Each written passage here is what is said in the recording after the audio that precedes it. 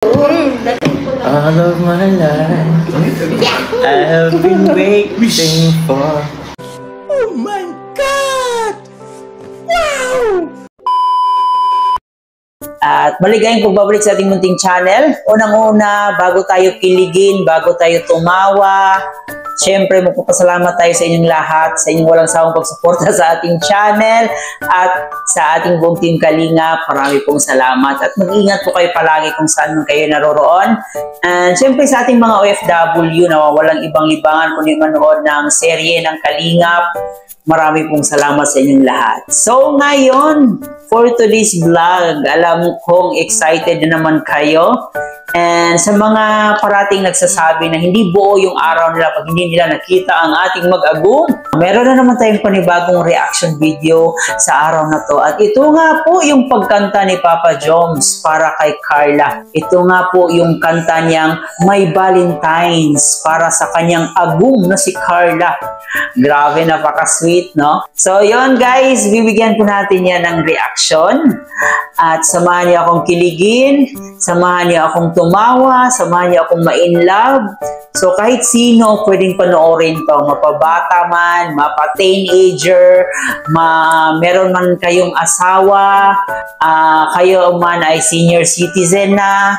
So, pwedeng-pwede to sa lahat, guys. No? Ito yung totoong love story na walang script. Nakaka-in-love at the same time, nakaka-inspire siya talaga.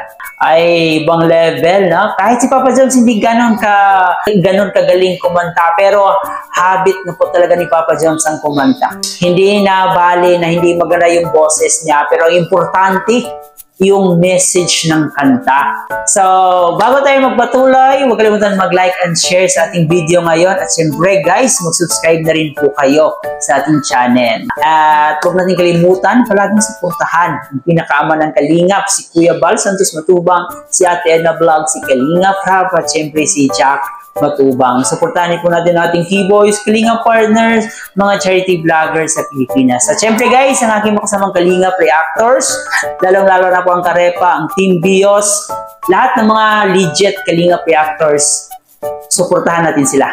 So syempre, huwag natin patagalin pa. Tara guys, samahan nyo muna akong kiligin. Panoorin muna natin to. Micro. Ang technician ka. 3, 2, 1. May 3 to 1 pa yan. If. Hinahanap ko yung tono, bro. If there. Ayan. Pinakuha mo? Hindi pa rin. If there were. Magaling ba po? Wala pa? Di pa naman. Ikaw muna nga. Kaya magaling at wala pa. Baka. Sige po. Simula na bro. Inip na kami. Siya? Bakalisin mo. Bakalisin mo. Pag narinig mo yung ano ko. Ano sabihin ko? If there were no words, no way to speak, I would still hear you. If there were no tears, no way to feel inside, I'd still feel for you. Ikaw naman. Sige na po, magaling ka man. Alam ko naman, pero... And even if the sun refused to shine, even if romance... Hello po sa mga ano ko dyan. Ran out of rhyme, you would still have my heart until the end of time. You're all I need, my Carla. My Valentine. Pinipilit kasing ipasok yung pangalan ni Carla. Naisingit pa po ito. Hindi. Si Carla naman. Sige na po, kayo na. Ala. Original na pinagkain mo. All of my life, I have been waiting for. Di ayaw na yata nila. Sige po, kung nagagalingan as in daon. Nagagalingan ba kayo? Press 1. Wala na bro. 1-1-1-1.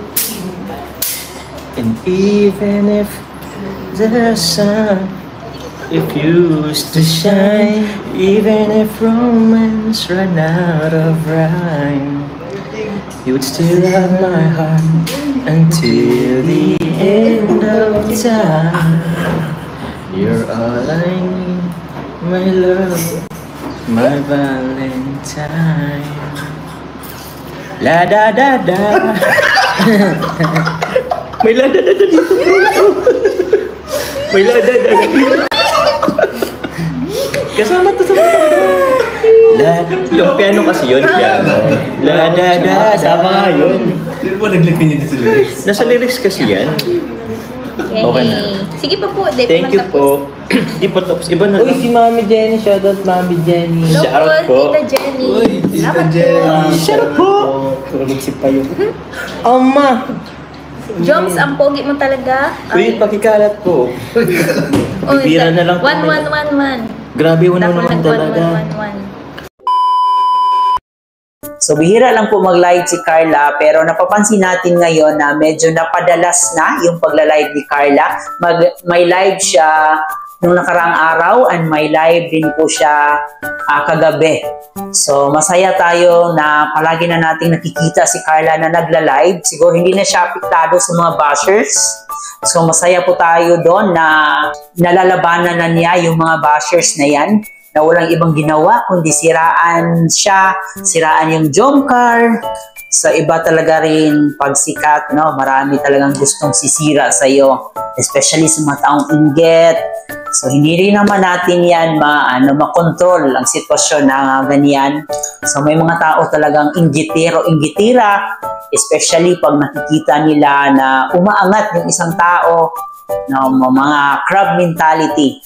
So, normal na po yan sa Pinoy culture. Pero yun na nga, sobrang sweet nga ni Papa Joms dito kay Carla sa kanyang May Valentines. So, napakaganda ng meaning ng kanta na to. And alam natin na yung kanta na to ay inialay niya para sa kanyang agum na si Bibi Carla niya. So, ang daming kinilig na viewers. At syempre, tuwang-tuwa rin po silang dalawa kasama dito si Kalingap David. Sobrang parang si Kalingap David pa ata yung kinilig sa kanilang dalawa. Damang-dama mo yung tawa ni Kalingap David na sobrang kinikilig sa mag-agum. Kaya guys, advice natin, huwag na po nating gawa ng issue si Kalingap David dito sa dalawang to. Kasi kahit saang anggulo, kahit saang tingnan, talagang sobrang close friend lang po talaga yung tingin nila sa isa't isa. Si Kalingap David ay isa rin po sa mga advisors dito sa Jomcar. So, huwag na po nating bigyan ng mali siya yung pagiging close friend ni Kalingap David dito kay Carla. So, yun na nga. Sobrang sweet nilang tingnan. Sa kabila ng mga issue ngayon na nagsilabasan dito sa Jomcar, kitang-kita mo pa rin sa kanilang dalawa na sobrang nag-i-enjoy sila. So, at least nakikita natin na hindi sila apektado, kung ano man yung mga nangyari sa kanilang paligid. Although may mga time na hindi talaga magkakaintindihan kasi normal lang po yan. Kahit nga magkapatid, may time na hindi magkakaintindihan. Pero ang importante, yung respeto sa isa't isa is nandun pa rin. So, yun ang maganda dito sa ating Jomcar. Kaya, if ever man na mangyari na hindi sila magkakaintindihan or may mga issue sa kanilang dalawa, so we know na magkaayos at magkaayos din sila kasi alam nila na may respeto sila sa isa't isa. Ito yung live ni Carla na sobrang ang daming kinilig. So, lahat naman tayo kinikilig pag yung dalawa na talaga yung nakita natin, especially pagkakanta na si Papa Joms, doon talaga mas umaapaw yung kilig.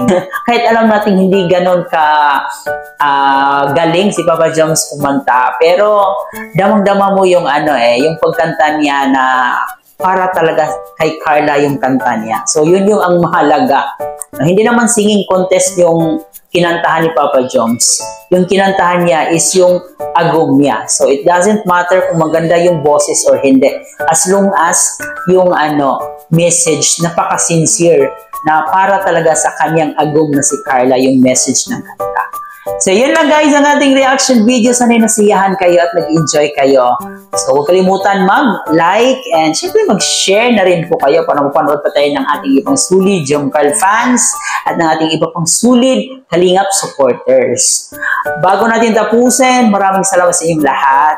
And ito nga po pala si Chloe TV. Thank you for watching guys.